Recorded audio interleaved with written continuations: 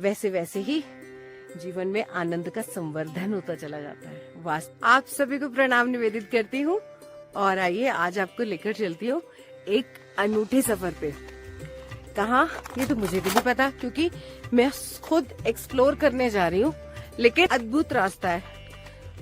ये देखिए, ये एक तरफ ये ऊंचे पहाड़ और एक तरफ ये नीची खाई है ना।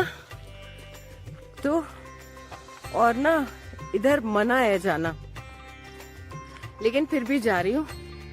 पीछे गाड़ी खड़ी है ना, और गाड़ी से ही आना जाना चाहिए पक्की रोड तक, लेकिन मैं जा रही हूँ। क्यों? क्योंकि कभी कभी जिंदगी में होता है ना, जब हम बुरे काम करते हैं, कोई नशा करते हैं, किसी से झगड़ा करते हैं, तो हम क्या कहते हैं, जो होगा देखा जाएगा। तो कभी कभी ऐसे जो एडवेंचर होते हैं ना प्रकृति के सानिध्य में, अब ये एडवेंचर ही है। लेपर्ड निकल आए है ना, यहाँ पे लेपर्ड की आवाज सुबह सुबह बहुत आ रही थी, तो उनसे डरने की जगह मन कहता है अरे जो होगा देखा जाएगा। अभी सामने आ जाए लेपर्ड तो फिर तो हालत ही खराब हो जाएगी, लेकिन ठीक है, जो होगा देखा जाएगा। तो ये जो निर्भय मन होता है ना, ये मन स्थिति, मतलब मन को इतना बल आत्मा की तरफ से मिलना, इस तरह की जो चीजें होती है ना, ये साधना से ही संभव होती हैं। और जो साधक होते हैं वो आत्मबली होते हैं। जितने भी लोग होते हैं जीवन में आउट ऑफ द वे जाके काम करते हैं ना, कुछ भी, मतलब काम का मतलब उटपटांग काम भी हो सकते हैं, लेकिन उटपटांग कामों के लिए भी आत्मबल ही चाहिए होता है। किसी से बिना अपनी शक्ति को कैलकुलेट किए किसी से भिड़ जाना, ये सब है तो आत्मबल की निशानी, लेकिन परिणाम गलत हो जाता है। क्यों? क्योंकि ज्ञान की कमी होती है। तो अच्छा काम हो चाहे बुरा काम हो, दोनों के लिए आत्मबल की जरूरत होती है, लेकिन फल सही आए इसके लिए आत्मबल के साथ ज्ञान की जरूरत होती है कि आत्मबल का प्रयोग किस दिशा में किया जाए। तो ये तो सिर्फ गुरु की कृपा से मिलता है। तो आज का विषय यही है, गुरु प्राप्ति, गुरु तत्व। तो गुरु की प्राप्ति है, व्यक्ति की पात्रता के अनुरूप ही होती है। तो सारी यात्रा जो है ना, पात्रता विकसित करने के लिए, यानी कि बहुत सरल शब्दों में बताऊं तो बच्चा है, उसकी जितनी समझ है उसके हिसाब से वो कक्षाएं पार कर रहा है ना, नर्सरी में, केजी में, फिर 1 में, फिर 2 में, ऐसे करते करते जैसे जैसे पात्रता बढ़ रही है वैसे वैसे वैसे उसका अध्ययन बढ़ रहा है, वैसे वैसे उसे अच्छे शिक्षक मिलते चले जा रहे हैं। वैसे ही हमारी, जब हम जीवन को समझने की, ज्ञान के प्रति हमारी जो उत्सुकता है, समझ है, वो गहरी होती चली जाती है, तो वास्तविक गुरु की कृपा होती है और वो हमारे जीवन में आता है।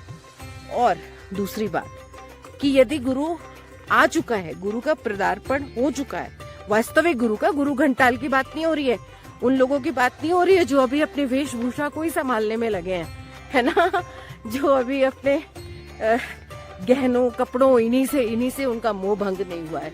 गुरु बाहरी किसी आवरण से गुरु की पहचान नहीं होती है। पहली बात, गुरु को समझने के लिए उसके भीतर प्रवेश करना होता है, और वो सामान्य व्यक्ति नहीं कर सकता। इसीलिए आजकल क्या होता है, गुरु घंटालों की भीड़ है, वो इस बात का फायदा उठाते हैं। हम फंसते हैं, हम अपनी मूर्खता के कारण फंसते हैं, क्योंकि हमें शॉर्टकट चाहिए होता है। और गुरु की ज्ञान की प्राप्ति में कोई शॉर्टकट नहीं होता है बाबा, यही तो असली चीज है। बहरहाल इस पे आते हैं, रास्ता दिखा दूं आपको उसके पहले।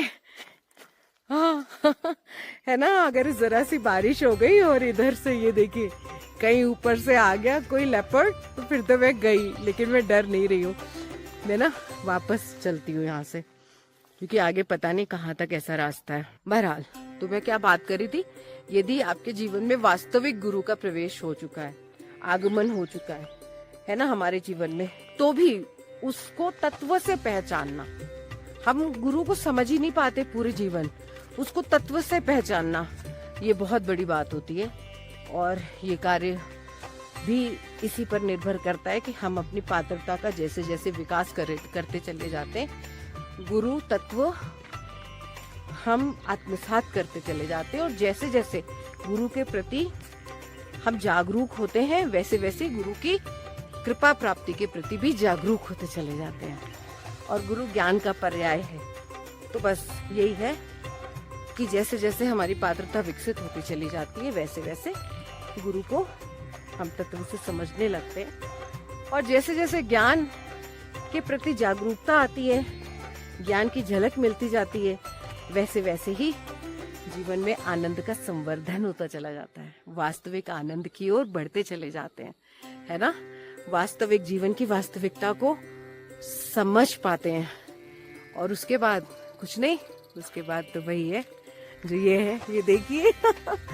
पता है आज से कुछ बरस पहले मैं सोच भी नहीं सकती थी कि मैं पहाड़ों पे आ सकती हूँ और इस तरह से चल सकती हूँ। तो चलिए अब आज्ञा लेती हूँ। तो अब हम वापस चलते हैं। वापसी का रास्ता बहुत लंबा है लेकिन जाना तो पड़ेगा।